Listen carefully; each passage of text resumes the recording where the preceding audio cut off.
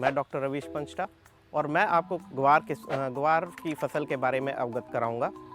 आप जैसा सभी किसान साथी जानते हैं कि ग्वार हरियाणा के बरानी क्षेत्रों में उगाई जाने वाली एक महत्वपूर्ण औद्योगिक फसल है, जो कि अपने बीज के लिए, अपने दाने के लिए उगाई जाती है, जिसमें काफ़ी मात्रा में गोंद पाया जाता है। और इस गोंद की विभिन्न प्रकार से हम इस्तेमाल करते हैं विभिन्न उद्योगों में।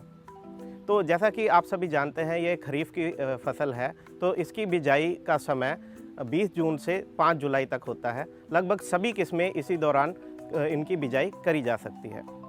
अब बात करते हैं किस्मों की, तो हरियाणा कृषि विश्वविद्यालय से अनुमोदित किस्में हैं HG 2-20।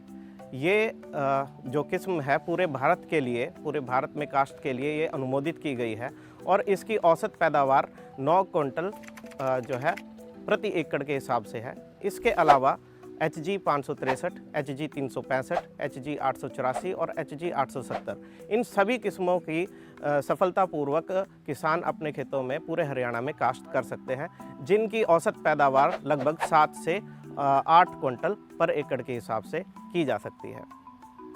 अब बात करते हैं जो ग्वार के फसल में उर्वरक के प्रबंधन की। तो ग्वार की फसल को मुख्यतः फास्फोरस की आवश्यकता होती है, तो इसे लगभग 16 किलोग्राम फास्फोरस व 8 किलोग्राम नाइट्रोजन की आवश्यकता होती है, जो कि लगभग 35 से 37 किलो DAP से पूरी की जा सकती है।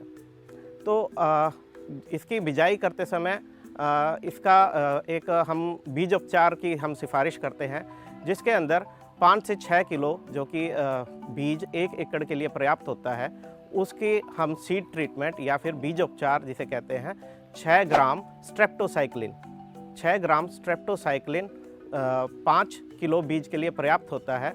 इसके बीजोपचार के लिए किसान भाई पानी के अंदर, जैसे कि 6 किलोग्राम पानी के अंदर 6 मिलीग्राम स्ट्रेप्टोसाइक्लिन को घोल लें और उसके अंदर 1 एकड़ का बीज यानी 5 किलोग्राम बीज उसके अंदर भिगो के लगभग 20 से 25 मिनट रखें।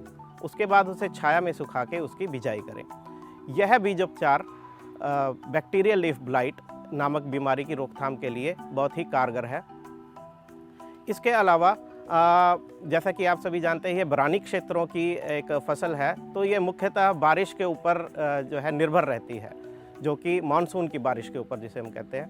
लेकिन फिर भी अगर मानसून की बारिश अगर समय पे नहीं हो रही है, तो किसी ना किसी तरह इसके अंदर जैसे कहते हैं कि फली पकने की जो स्टेज है, फली पकने का जो समय है, वो पानी के उस वक्त सबसे ज़्यादा आवश्यकता होती है। तो किसान भाई इस बात का ध्यान रखें कि उस जो पर्टिकुलर स्टेज के ऊपर पानी का प्रबंध किया जा सके, सिंचाई का प्रबंध किया जा सके।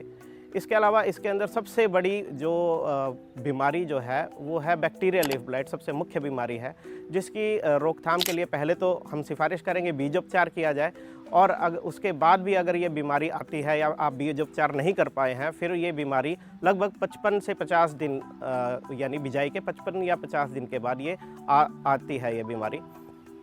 तो उसके लिए किसानों से हम सिफारिश करते हैं कि 200 लीटर पानी और 200 ग्राम कॉपर ऑक्सीक्लोराइड इसको घोलकर आप जो है इसकी स्प्रे कर सकते हैं। और ये स्प्रे आप 10 से 15 दिन, अगर आपको लगता है कि बीमारी पूरी तरह उसकी रोकथाम नहीं हो पाई है, तो आप 10 या 15 दिन के बाद इसी स्प्रे को रिपीट भी कर सकते हैं।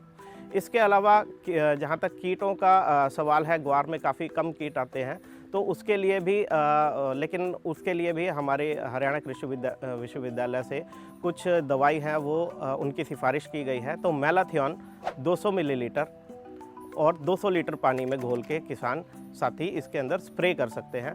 तो और आप जो बैक्टीरियल लीफ ब्लाइट के लिए कॉपर ऑक्सीक्लोराइड और कीटों के लिए मैलाथियन, इन दोनों ही दवाइयों को मिक्स करके एक ही स्प्रे में कर सकते हैं।